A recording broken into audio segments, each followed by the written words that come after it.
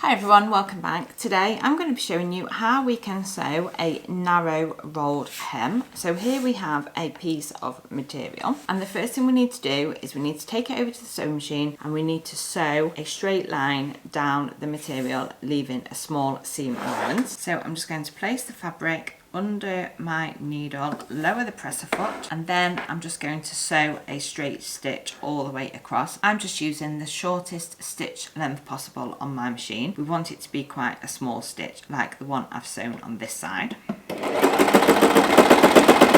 Once that's finished, we're just going to remove it and trim the thread. Now we have our straight stitch sewn, we're going to fold over the material just so that it's the other side of the straight stitch, and then we're going to press that to hold it down. You can use an iron for this, but I'm just using my little mini easy press, and then we're just going to press down the material. Once we've done that once, we're now going to roll it over again. We're after a narrow rolled hem, so we're not aiming to make it very wide, so we're just going to tuck that in nicely, and we're going to press that, and that will help us with when it comes to sewing. If you want to, you can now pin it with a couple of pins just to keep it in place for when we do take it over to the sewing machine, and that will just stop the material slipping whilst we're sewing it. Now we've rolled our material to make our narrow rolled hem, we're going to take it back over to the sewing machine and we're just going to stitch a line all the way along the fold. That's going to finish off our narrow rolled hem. Ideally you want to sew it from this side because the stitching from the top of your machine always looks nicer,